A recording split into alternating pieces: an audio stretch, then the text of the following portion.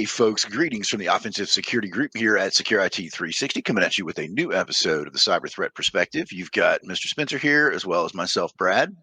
And today we're going to compare and contrast the difficulty of red team versus blue team, or attackers versus defenders. What are the challenges, roles, responsibilities, all that good stuff, and then maybe offer some advice from our experience. I think both Spencer and I have spent some time on the blue team. We currently are riding the red bandwagon, and so we have a good perspective from both sides. Yeah. I thought would be good too is for those who are maybe not familiar with us, or those listening for maybe the first time or haven't heard kind of our background. I think it would be helpful to talk about our experience, our background, the jobs we've had, kind of what our past history has been like, because I think it will help frame this conversation, because I think you and I both have a really good, well-rounded viewpoint on the red team, the blue team, and kind of in between as well. So if you want to share your background, Brad, and how that kind of relates to this conversation, then I'll share mine. We'll go into kind of an overview of red team versus blue team. Yeah, totally, man. My background is kind of wild because I got to start in this industry before it was really a role, right? And so I was working for a pretty large American bank. This is back in 2003, 2004 timeframe. And we did not have offensive security capability. I was a security engineer. And so our primary role was really just like securely building out stuff, but we doubled as blue team. Right. So we had a managed SOC, if you will. I think it was Dell Secure. No way. It was before it was Dell. It was SecureWorks before it was Dell. And but they really didn't do hands-on investigations. Right. So they would notify us that there was something going on. I already had some forensics experience and training from a previous job. I used to teach at New Horizons Computer Learning Center, I think is what it was called back then. I'm not sure what it's called now. But anyway, long story short, had experience in offensive work, had experience in forensics and DFIR. So I kind of, played both of those roles almost part-time, right? So like I'm building servers over here, configuring WAFs over here. And then, if we got a new web app, I would pen test it. And so, slowly over time, as, banks get bigger and groups get bigger, we started getting dedicated personnel. Like, so my role kind of changed over to a purely offensive person. So I would manage the third party red team stuff. So if we got external pen tests done, I would manage that. And then I would perform pen testing on just a slew of stuff, man. I was doing tons of pen tests every year. And then eventually we got a full-time blue team. And we had dedicated people for that, but all the way up until that point, I was really riding both roles. So that's pretty much it for me. Yeah, I think we have similar backgrounds in that we both come from the financial services industry. We both worked in financial services for quite a while. My kind of professional IT career started well over 10 years ago in help desk, right? So I got my computer science degree and got my help desk job. Right, very typical path that many others have taken. It's a good path, man. Yeah, and I attribute a lot of the skills I've learned and where I am today because of that early start that I had in help desk. So worked in help desk, troubleshooting printers and troubleshooting networking issues, and we had it was an insurance company, so we had a insurance application, so I had to take application support calls where like users can't log in, or the app is broken, there's some functionality that is not working for them. So it kind of ran the whole gamut of like app support plus help desk and kind of everything under the sun from an IT perspective, right? Rolling out new computers and building new images, and then eventually working my way up to systems administration, where I had more of a hand in managing servers and VMware and more of the network, right? And then getting into Active Directory, which is where I spend a lot of my time now and a lot of my focus. But managing Active Directory, everything from setting up new users to kind of just managing AD and everything you can imagine with that, right? Backups and Exchange and all of the Active Directory components, right? So I spent a lot of time doing that. I became really fond of it. I really enjoy Active Directory. I think it's an incredible technology. And the fact that it's lasted this long with very minor yeah, not to say minor, but very little like updates, not like Entra or Azure or other technologies where are advancing, right? Yep. Active Directory has been very much the same for the last 25 years, It you has. know? There's been functional updates and there have been security improvements and like fine-grained password policies and GMSAs and all that stuff. But very much has stayed relatively the same, which is good and bad. But I kind of fell in love with AD. I really enjoy internal networks AD, and I kind of attribute to a lot of the pen testing chops that I have now, and kind of my thought process and my methodology of how I attack an environment because of that sysadmin background. And then eventually I was in charge of security there. I was like, hey, I'm doing all this stuff. Security became a thing. And, you know, it was really out of necessity from a compliance perspective because Mhm. we were subject to New York State DFS.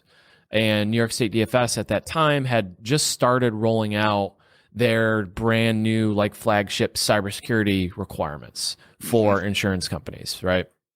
Um, and that was a big deal. So we hired security people to come in. We did audits and assessments and pen tests and stuff like that. And then I saw that and I saw the work that these third parties were doing, these vendors. I'm like, that looks kind of cool. Like I can get paid to like, poke around and, sneak around and, in somebody's network and kind of like just be a snoop and that kind of thing Yeah. on a network. And I'm like, that seems kind of cool. Well, one of the first and funny and sort sidebars to this story is that one of the first pen tests we did, they did like an ARP spoofing attack, and they forgot to like remove, Oh no. they forgot to like reset their DNS or DHCP settings or whatever it was for the ARP spoof, and they like took out the entire network or parts of it. Yep. And those were the days where they came on site to do the pen test, right? So we walked down and we're like, "Hey man, what's up?" I'm like, what's going on? He's like, oh, I'm just pen testing, doing the thing. He's like, well, the network's down, and we had this, long conversation, and so that was kind of like my first introduction to pen testing. I was like, wow, that's cool. Like, I can take out a whole network. And Yep. then there was a vulnerability that was, I forget what it was called, but I tried it in our like sandbox. We had a little sandbox isolated environment, and I ran the exploit, with Metasploit. And it crashed the DC, right? It blue screened it. I'm like, so cool. And that was one of my first introductions to it. So that's a little bit about my background. I have a lot of experience in, like I said, the help desk, sysadmin, AD administration, and security from a defensive side of things. Mhm. Very much compliance focused and vulnerability management focused and that kind of thing. And then coming to Secure IT 360, that's where I initially joined the ISO team, but then very quickly joined the offensive security team doing the pen testing. Right. Internal pen testing, assume breach, Windows Active Directory, PowerShell. That's kind of my thing. And I now use a lot of those skills I learned in the sysadmin days for the pen testing. So I think Brad, both you and I have a very well-rounded kind of perspective on the roles that the different teams have, the challenges that they face, and hopefully we can bestow some advice that we've either received in our careers or we have done in our careers that have helped certain things. So that's what the remainder of the episode will kind of focus on. Yeah, no, I'm really looking forward to it. And, one of the things that you mentioned with your background and comparing it to mine, it's incredibly hard to be either blue team or red team if you Mm. don't have some supporting experience, right? Yep. Some context for things. And so I do think it helps tremendously to be a sysadmin or Yep. an engineer or whatever, those are Yep. probably interchangeable terms at this point, but um, Yep. you need to have some hands-on time with Yep. these technologies to be effective in either role, I think. Yeah.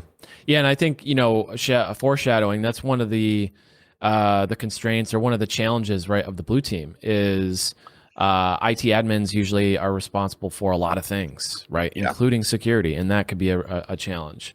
So, red team, let's break down kind of what red teamers do, because I think for the blue teamers listening, right, who don't have pen testing or offensive security experience, I think it'll be useful and kind of interesting for them to hear what are the things that red teamers do, right? They see red teamers, posting on Twitter or, doing pen tests, but there's so much more to that, right? And I think vice versa, I think it's interesting for the red teamers listening to hear what blue teamers do. If you've never lived the blue teaming role, you've Yeah. never done sysadmin work or defensive work before. I think it'd be kind of interesting to talk about that for a minute and how they contrast and what the various roles are and responsibilities and whatnot. Yeah. Yeah. No, I think that's smart.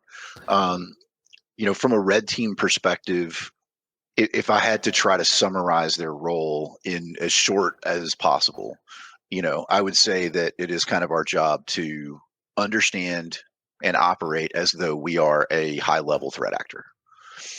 And it's much more complex than that, right? But I think if we ultimately boil it down to make it as Yep. simple as possible, that's probably a fair description.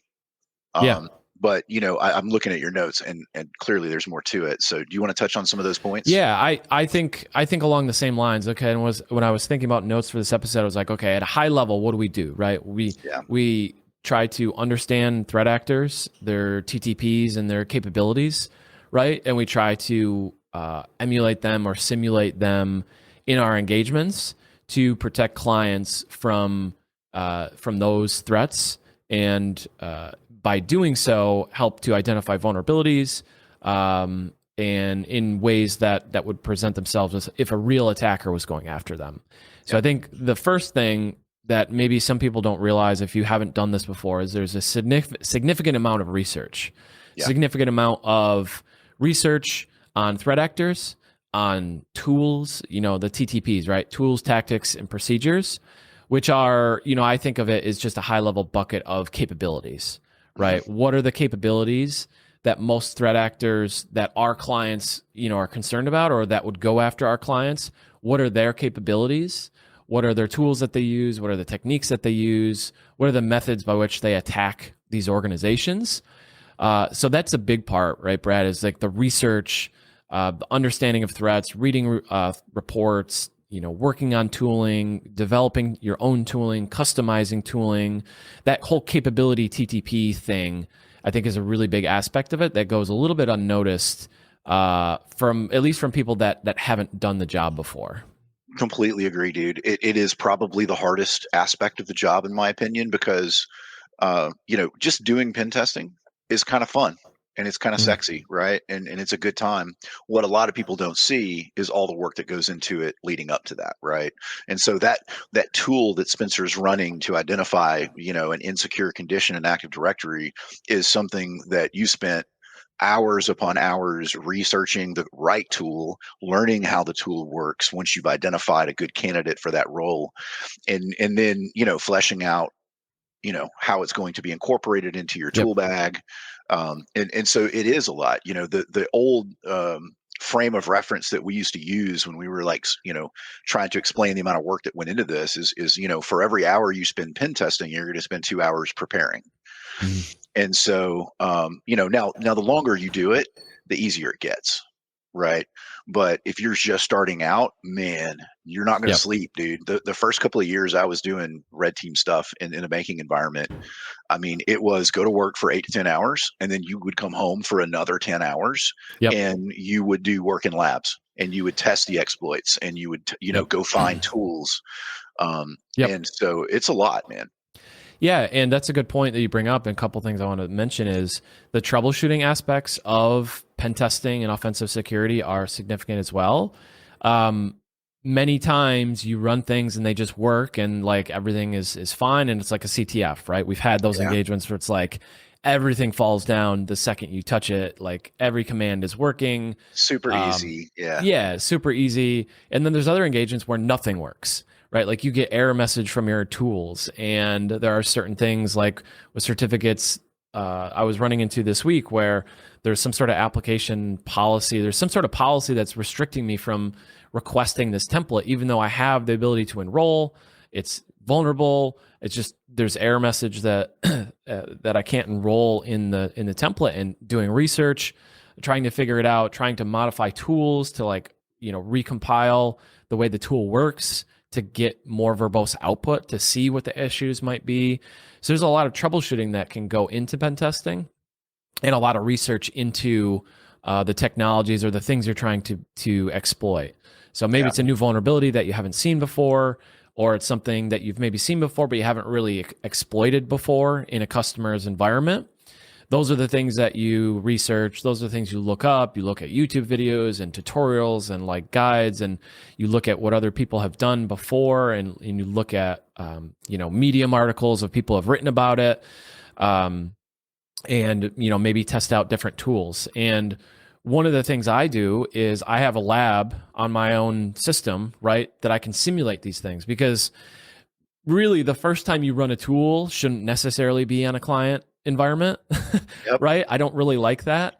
I like to know what that tool is going to do, how it's going to behave. It's really kind of scary to me to run the tool for a first time on a client environment, on an engagement.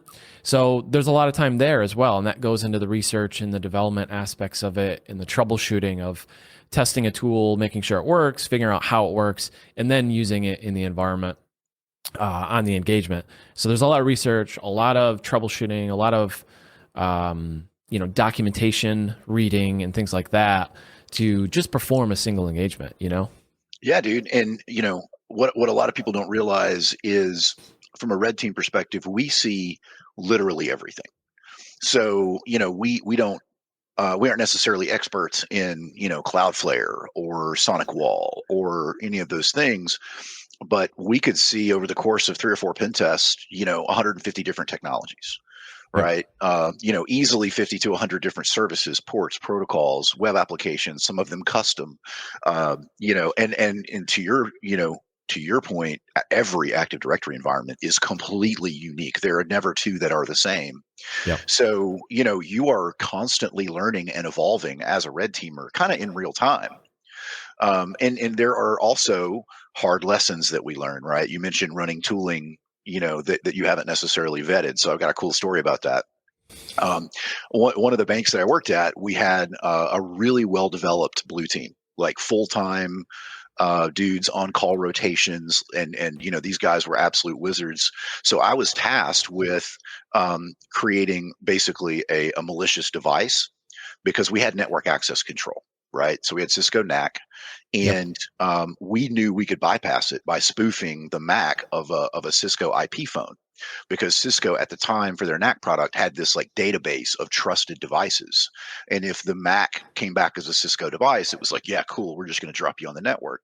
So I Nice. took a Raspberry Pi, put like a Kali Kali operating system on the Raspberry Pi, and was working with the CISO to kind of time when we were going to do it. Right. Well, I got a little ahead of myself and ended up plugging it in before he wanted me to. Turns out this thing was running Tor and was configured like out of the box to be a Tor node. Oh, nice. Alarm bells like you can't imagine, dude. Like you can imagine, like in a corporate environment, blue team Yep. sees this traffic immediately, just we're like spinning up a full-blown incident. Yep. And I'm on these calls trying to support the blue team, and then I finally realize, like, a couple hours into the investigation, I'm like, holy crap, this is me. Yep. I did this. And so talking about knowing your tools, right? And that's Yep. those are the kind of things. Like, we even have a t-shirt that says, that you had made, that says know your tools, right? Yep. And it's so important that, Yep. I think a lot, there's this perception that these red teamers just get on a network and they just blast out all kinds of crap, right? We just Yep. spam the network until something falls. It's not that way, dude. We are Yep. very precise. It's more of a scalpel than it is a sledgehammer. Yep. And we're very careful, because we're working. I mean, we take down a network, dude. It's the livelihood of an entire company. So we have to be careful, and we got to know what we're doing. Yeah. And knowing the tools is a big part, and knowing the technologies, and knowing enough to know how to remediate something. Maybe we don't know the exact step-by-step procedure for every single, finding, but knowing where to go to remediate things, knowing what resources you need to remediate things, knowing the technology enough to have advice in the report that says, hey, this is how this can be mitigated, or this is how you would go about remediating this, is also a big part of being a pen tester and a red teamer, is having some knowledge and experience of the technology enough to advise the client on how to fix that thing. Yeah, no, I completely agree with that. So blue teams, we kind of weaved in and out some challenges with that. What were you going to say, Brad? Well, I was going to say, we could talk about burnout. I think for both teams, if you want to just Yeah. save that until we finish blue team, and then kind of Yeah. tackle that as an overall thing because it is Yeah. absolutely a real problem in our industry. But yeah, keep going. Yeah. Yeah. And I think, we've, in kind of discussing this so far, we've kind of weaved in some of the challenges and kind of overviews and stuff like that, which is great. Um, so, we'll just let's cover blue team kind of like from a role perspective, then talks about a couple more of the Yeah, challenges for each. So blue team, shifting gears now. Blue team is also a very hard job, right? Being a defender, being a sysadmin who's also responsible for security. I include those folks in the blue team as well. yeah, SOC analysts, if you're an internal SOC, those kinds of things. There's a lot of responsibilities that they have as well. yeah, Some stuff that comes to my mind is the threat intel aspects of it. yeah, You have to know your industry, right? You have to know your industry, the business that you're in, the verticals, the geographies that you do business in, the type of clients you do business with. All of that kind of plays into your quote unquote threat model, and it's helpful to stay up to date or to stay abreast at least on a periodic basis as to what threat actors are targeting your industry, what types of groups, is it ransomware groups, is it nation states, is it like criminals, is it BEC, what kind of threats are you facing? And that's yeah. very important to inform your security strategy, right? Because you don't want to build all these defenses around this thing that are not even going to be realized in your environment and vice versa. So the threat intel modeling aspects of it are really important. And I know you've got experience doing that as well, in your previous roles, but I think that's a very big aspect of it that sometimes goes unnoticed or unmissed. We focus so much on the 0 days and the fancy tools and stuff like that. We kind of forget that we should be informing our security strategy based on the threats that we're likely to face, not every threat.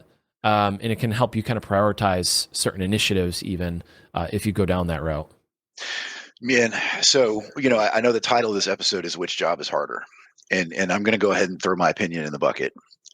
It's blue team, hands down. In my opinion, blue team is harder, um, for all of the reasons you just described, and they have to understand everything that a threat actor is capable of so that they know what they're looking for, right? But they don't Mhm. just have to understand that. They have to, like you said, they have to understand the technology, the business, the market space. And Mm. so, I have a ton of experience in this only because there are tons of TAs out there, threat actors that focus on financial institutions, right? So part of our role was to know every single one of those, right? Yep. And I don't know if they still do this, but we gave them all kinds of goofy names, like teddy bear and purple dragon and all Yep. this other crazy stuff. But we literally had a full database on prem of threat actors and their TTPs, so that if we identified something interesting on the network, we could correlate that quickly to Mm. a specific threat actor, and we knew what would come next. But you have to know all of them, right? Yep. And even then, you might get hit with a threat actor that's not even targeting your market space. They just happen to be, hitting you. Yep. So yeah, man, like it's super tough. Yeah, and not only that, right? You have to be informed on the threats that face your organization, but you are often responsible for configuring the environment, right? If you're a sysadmin who's responsible for security, you're an IT manager, IT director. Most organizations that are probably have folks that are listening to this podcast. If you're on the blue team, and you're listening to this podcast, most likely you have 1 to 2 security people, if that, right? Like most organizations in the SMB space don't have big dedicated security teams, Right. right? And so, sysadmins, IT admins, network engineers, those folks are often the ones configuring it. They're the ones securing it. They're the ones hardening it. They're the ones managing it and patching it and helping out with compliance to make sure those pieces are in place. And they're also responsible for triaging alerts from their MSP, right, or the SOC, right? They take the alerts in, they have to triage things, they have to monitor, help monitor those things and respond to those threats or potential threats as they come in. So part of the role of the blue team is what makes it challenging, and that they have to be many times jack of all trades and they have to kind of do a lot of work for a lot of different types of roles. And that was very much us, that was very much my upbringing, my career previous to Security 360 was I was a sysadmin, but I was getting into this security stuff. It was all I was responsible for configuring stuff and managing it, but also securing it and monitoring it, right? And I think that's a very common trend, especially in the small business space. Is you have the IT team and they have to kind of do it all. Yeah. Um, there's two reasons that I would place the burden on blue team as being the hardest, right? The first reason is you don't choose when it goes down. Hmm. It's going to be on Christmas Eve. It's going to be in the middle of the Super Bowl. It's going to be, on Valentine's Day. It's going to Yep. happen when you're not ready for it. And so, your entire life stops.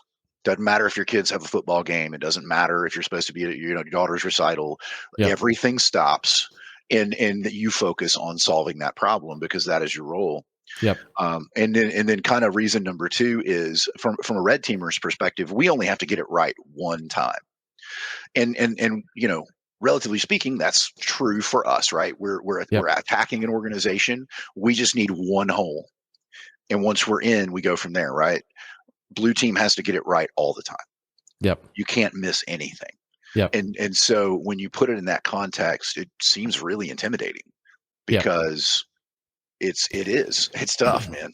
Yeah, and I think blue team can reverse that. I think blue team can flip that script, but I think most organizations start out at that point where they have to be so precise in their coverage Yep. that one single thing is going to kind of tip them over. And I think that's a strategy standpoint. That's a resource standpoint as well. Is like we need to. How can we design our security, our environment, our controls so that that flips the script, right? How can we Yeah. make our network, volatile and toxic to threat actors, right? How can we make them second guess their actions, or lay tripwires, or do things that make it so that they have to be very much more precise in their actions, or they're going to get detected and kind of evicted. So I think you can Love flip it. the script, but challenges. So we talked a lot about this kind of already. I just want to touch on a few things to kind of drive home some of the challenges for each of the red teams. We talked about the research aspects of it. Yeah. But I think the challenge in that is the keeping up to date with it, right? Updating tools, learning about new tools, learning about new TTPs, new capabilities, new threat actor groups, and kind of the methods that they're using to attack organizations. So the pressure to stay up to date, the speed at which some of this stuff moves is pretty quick, right? Yeah. A zero day happens, and it's impacting hundreds of thousands of organizations very quickly. It can be that quick, right? We've seen that before. But just the pressure of keeping pace, keeping up to date with things, you kind of feel like always have to be monitoring things. You have to always be on the ball, or you kind of feel like the engagements that you do will lose value over time if you're not staying up to date with those things. You're not using current relevant techniques, and that's a big pressure point, I think, for red teams. No, I agree. You know, the challenge here is your job is to do pen testing, right? To do red team operations. But if that's all you do, you're going to be really bad at it. And so, which is kind of counterintuitive, I think, right? Like if you just Mhm. played basketball all the time, you'd probably be pretty good at it. But I guarantee you, those pro ball players are out there watching the other teams play, and they're researching plays and techniques, and they're Mhm. constantly evolving. And so the time they spend on the court is similar probably in quantity to the time that they spend doing research. And it's the same way in our industry. Yep. If you pen test 20 days a month, you're eventually just going to be bad at it, right? You're Yep. eventually going to slide, and your knowledge is going to be old. And we see this all the time, especially on internal pen tests, dude. How many internal pen tests do we talk with clients about? And they're like, oh, yeah, they shipped me a Cali box and they Yep. ran Responder, like 2 this week that I can think of. And it's like, yeah, that was cool, man, in Yep. 2015. right? And so, that is, those are the kinds of things that will happen to you or your offensive security or your red team, if you guys don't do the R&D. Yep. And we're going to touch on it again, I know, but it's so Yep. important. I cannot stress it enough. Yep. So Yeah, and we're gonna talk about burnout kind of together in a little bit. But so that's some of the pressure. That's some of the challenges of red team. Obviously, there are a lot more, but I think that's a big one in that we're kind of paid to be threat actors, right? yeah, Which means we need to stay up to date or we lose value, right? We agreed. we we lack value in our engagements. So from a blue team perspective, this is very much still raw in my heart, right? Because these are very much extreme challenges that make you kind of resentful. They make you frustrated.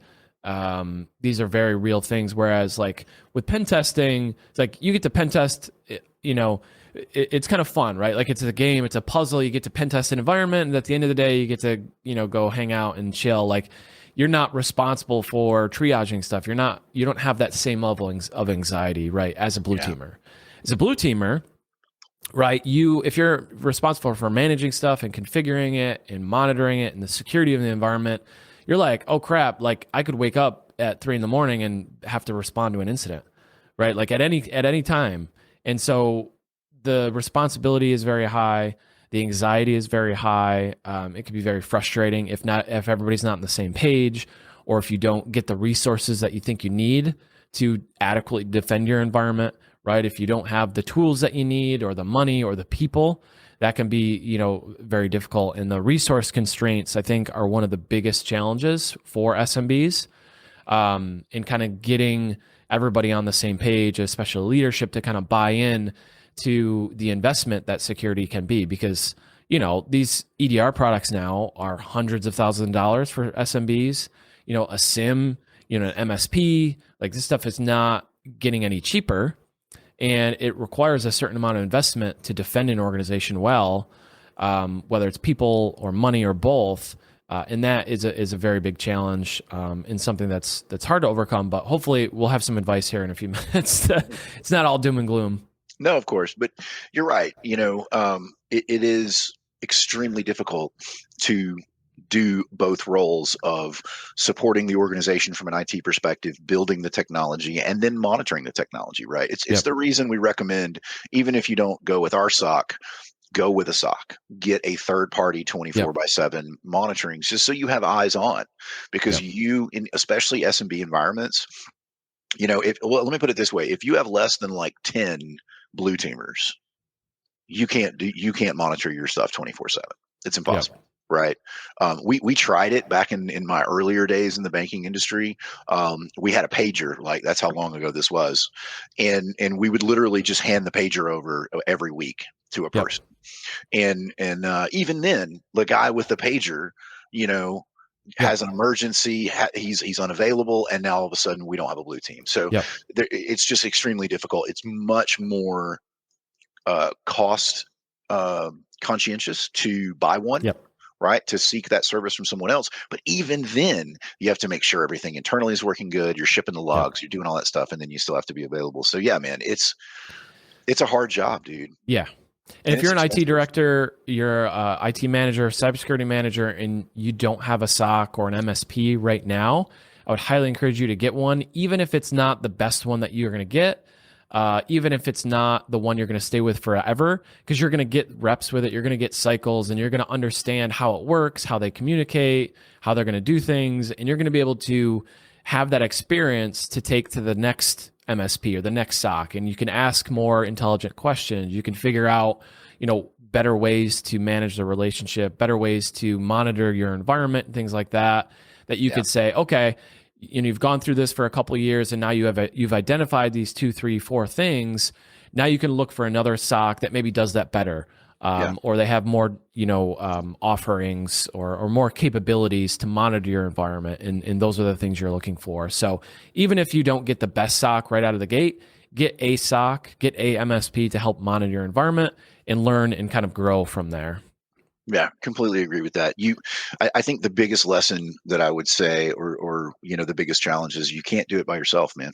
You Yep. just can't, unless you're like a multi-billion-dollar corporation Yep. with 2 dozen people. The smallest, I think the smallest bank I've ever seen with a full-time blue team dedicated to monitoring was like 50 billion. And if you understand like how bank sizes work, that's very small. Yep. And so I was impressed we were able to do it. Yep. Most banks are 100 billion plus before they Yep. start getting full-time SOC employees. Yeah, it's So funny because insurance is the same way. Like a couple $100 million insurance company is relatively small in yeah, size. It's like a few hundred million that's small. It's like when I first got into the industry, I was like, how is that small? But yeah, it's financial services for you. yeah. They measure it in weird ways, Yep. and so like an insurance company can have 10,000 employees and be relatively large, whereas if you look at by comparison like manufacturing or it's a different industry. Yep. But yeah, I mean it's Yep. tough, man. So we'll speed run some advice. So for red teams, if you're a pen tester or red teamer or anything from an offensive security perspective, and you don't have kind of on the clock kind of R&D time, I would encourage you to work that in, ask for it, develop some sort of process by which you can have dedicated R&D time. I Yeah, think that's one of the best things that we've done that you've incorporated is dedicated weeks where we don't have engagements. We try to limit what client work we have to do that week so that we can spend time updating our process, updating methodologies, updating tooling, researching new things, kind of working that into the process. Because if you don't make time for that, like I said before, you're just going to kind of get left behind because all of your TTPs are kind of get a little bit dated. Now, I say that as someone who still uses PowerShell post exploitation techniques. But as we know, threat actors are still using PowerShell quite a bit. yep, But the PowerShell that I use is still up to date, right? Like I'm using new, more modern or kind of up to date tooling just in a PowerShell way.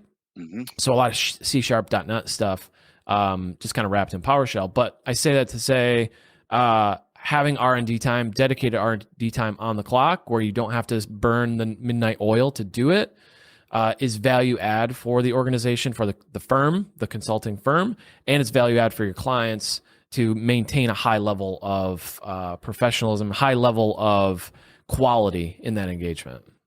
yeah. And this kind of goes back to burnout, right? Which I think we didn't really touch on. Yep. And like we said before, you have to do the R&D.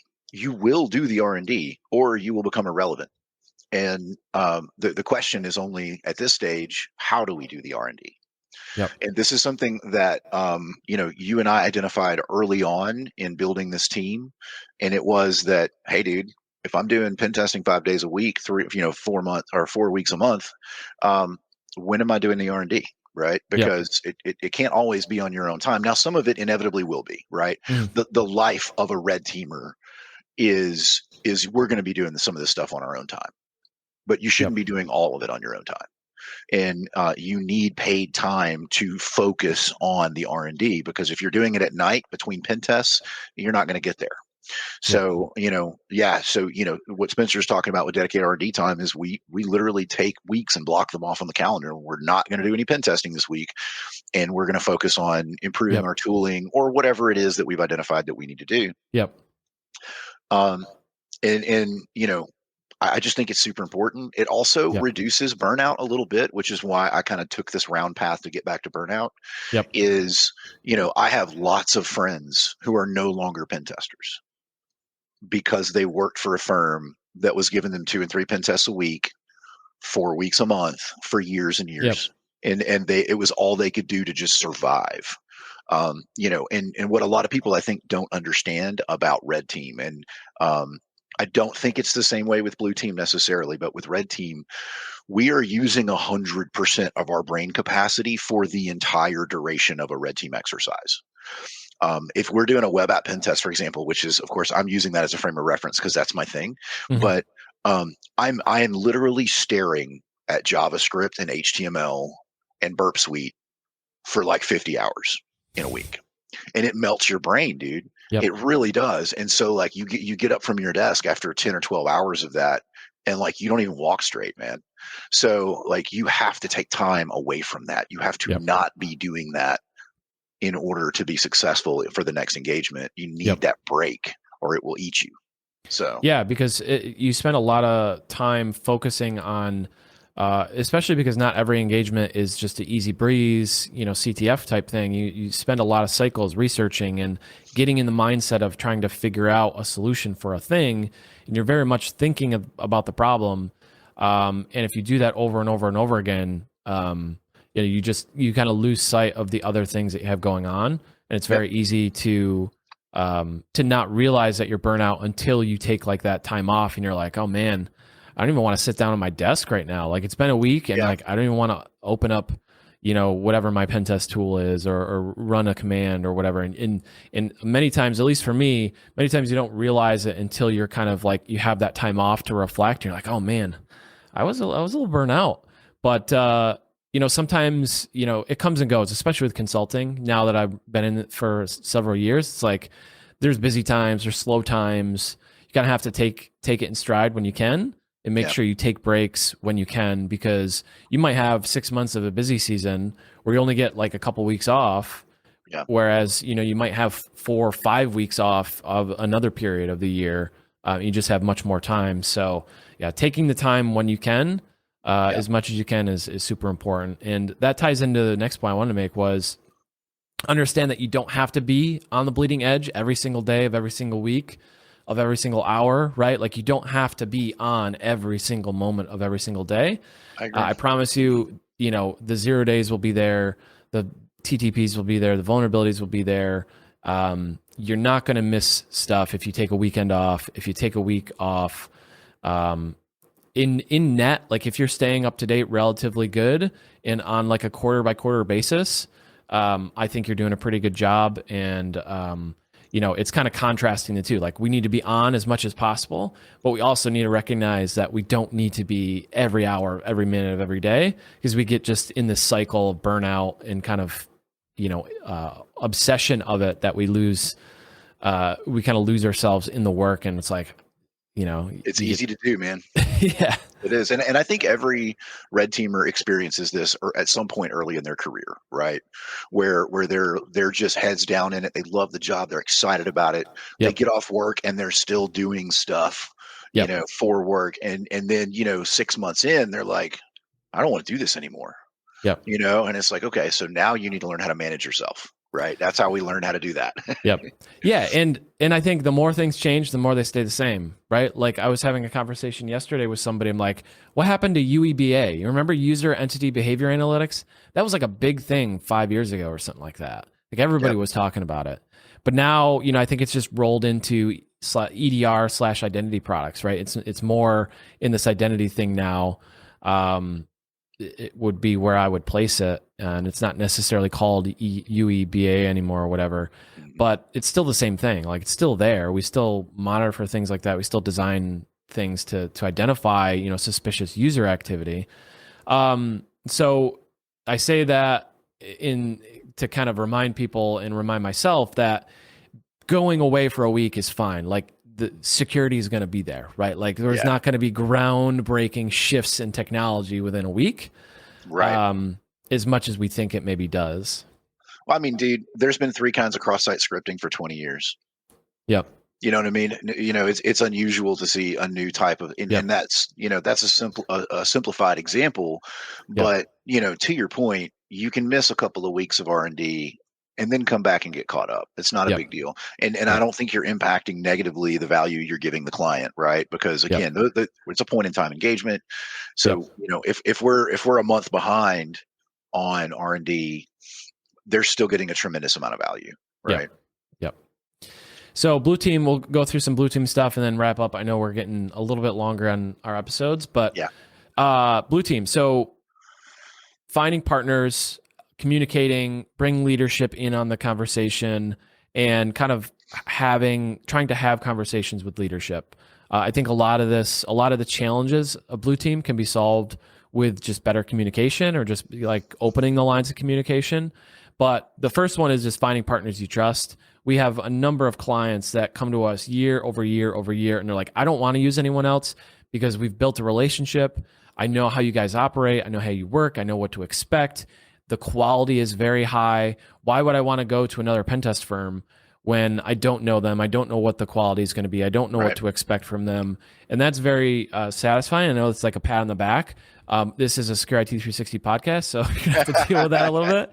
But that's the kind of people that you want to work with. You want to find people that you have common ground with and that understand your situation, the industry that you're in, kind of what you're trying to do with security, and find folks that will help you do that, not just sell you products or kind of bill you recurring. You want to find people that truly care about making your environment more secure, helping you make the environment more secure. And you can find that in product vendors, MSPs, consultants, pen testers, et cetera. There's a lot of people out there that have that mentality. So find people you trust, develop strong relationships would be my number one advice for blue teams. And I just want to emphasize building strong relationships. I can't count the number of folks that we do pen testing with who have a SOC and they don't even know what their SOC sees. They don't know what to expect from them. They don't have clear lines of communication with them. And you're going to get from that relationship whatever you put into that relationship. Which is one of the reasons that our SOC have like monthly touch points where they'll get on a call and review everything. And, you need somebody that is going to treat you like you're important, and you have to treat them, like you said, a trusted partner and have a relationship. So, yeah. And so one of the last things is communication. I think learning how to communicate to leadership, and what I mean by that, and you can speak to this too, Brad, and you mentioned it before, is talking to leadership in the context of the business, right? Talk about risk and impact and dollars. If you put tangible dollars and cents behind things and you talk about risk to the business or the business impact, right, they're much more likely to respond to it than you say, oh, we've got this cross-site scripting thing and it's like this really bad thing on this website and we got to do this code thing to like make, they're like, you've lost them. They don't care. You've lost them.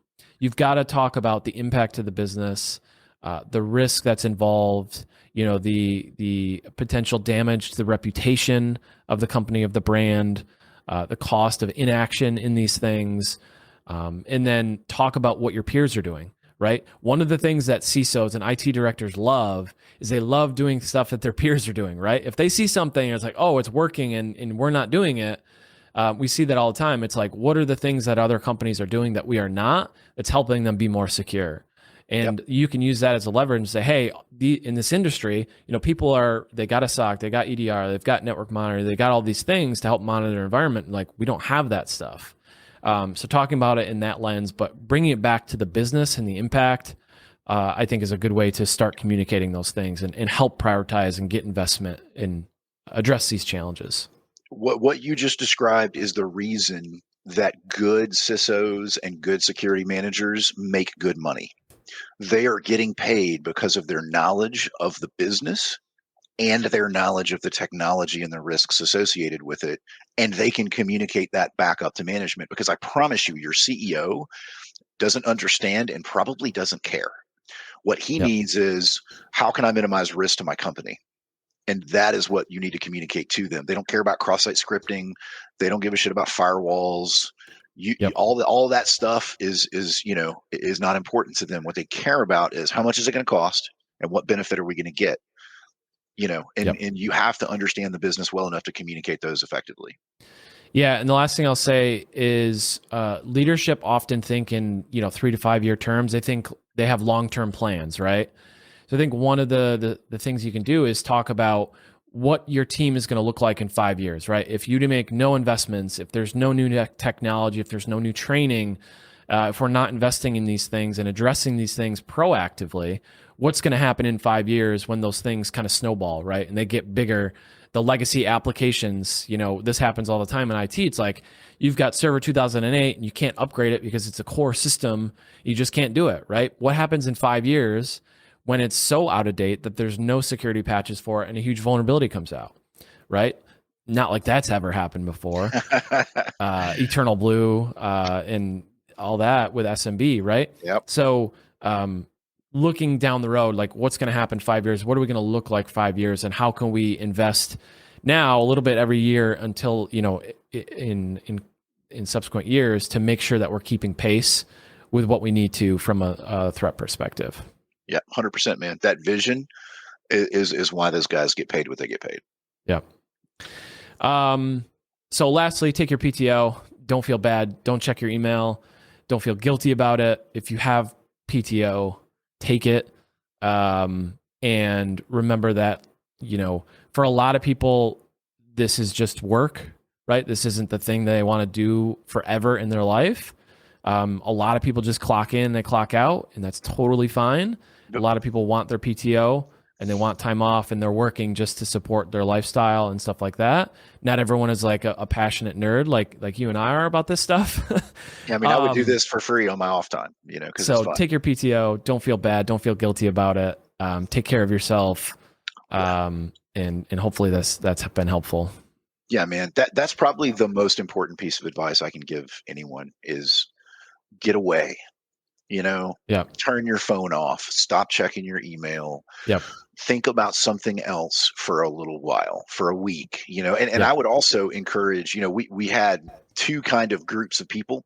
We had people who would save up all their vacation and then take every Friday in November and December off. And they would just have 3-day weekends for the rest of the year. Yep. I don't love that as much. I want people to take longer breaks, right? So like if you can take 5 days off of work, you're effectively going to get 9 consecutive days of not working. Yeah. I love that, man. 9 days is an adequate amount of time for you to refresh yourself, to feel good about things, man. Go do whatever makes you happy. Go ski, go fish, do something other than computers for a while. And your mental health will be better for it. And I know a lot of people don't like talking about that kind of stuff, but it is a real thing in our industry, in the blue team and the red team, man. We get fatigued, we get stressed out, we get overwhelmed, and we get, burnout or whatever. And you got to take time for you, man. Yep. And your family. Yep. For sure. For sure. Yeah, I have just some last minute notes of like staying up to date on stuff. So if you're the type of person that's wondering like, well, how do I stay up to date on threats or TTPs and stuff like that? My advice is following people on LinkedIn or X or Twitter or whatever that share industry news or share topics that interest you. Subscribe to newsletters like the Security 360 newsletter. We release everything, new newsletters every week on certain news topics, so stuff like that. Listen to podcasts like this podcast, like other podcasts. There's a lot of ways you can stay up to date, via social media and content and stuff like that. So if you're not doing that, that's a good way to just get stuff right to your inbox every week and kind of keep the pulse on stuff. Yeah. And for those of you that don't know, Spencer has a very active Twitter account. And so I will put his Twitter in the description of this. I encourage you guys to go check out what he does because he shares a ton of knowledge about this. And even if you're a blue teamer, dude, tracking what he's doing is going to keep you looped into what's really going on out there right now from a TTP perspective. So yeah, a lot of the content I post is for sysadmins. It's for blue teamers and security people. Like I'm not releasing 0-day tools or stuff that's super crazy like that. Try to make my content very educational for blue teamers and, how do you do this? How do you defend against that? Those kinds of things. So exactly. So yeah, it's a really good feed for you guys to check out. So my kind of go-to is Feedly, which is an aggregate tool. And I think I pay I don't know, $25 a year or whatever. It's like $100 a year. It's not very much, but it will go out and I can give it criteria that I'm looking for. And in a half a cup of coffee, I don't know how many minutes that is, but in a half a cup of coffee, I can look at the last 24 hours or even the last 7 days of security information very, very, very quickly. And I already know what I'm looking for. I can pick those things out. It's a super cool thing. And there are other tools out there that do that, probably open source and free, but there are so many ways to stay up to date that there's no excuse for not being up to date, right? On things that are going on. So I encourage you guys to be doing that. It helps, if you're trying to get into the industry or if you're already in the industry, it's a game changer, So good stuff. All right. There was one more thing. You already talked about the podcast stuff. Yeah. If only we knew of a cool podcast that you could subscribe to. and follow. If you've gotten this far, you're probably a regular listener. If you're a new listener, you've gotten this far, super appreciate you listening. Hopefully this has been super helpful. But yeah, subscribe to the podcast, share it with your network. We don't sell anything else. We try not to pitch anything too much other than our services once in a while. But we try to bring value every single episode to help with some aspect of security, to help those organizations and pen testers and blue teamers get better, defend their organizations, make the world a safer place, all that kind of good stuff. Yep, absolutely, man. All right, folks, that's all we have time for today. We'll see you next week.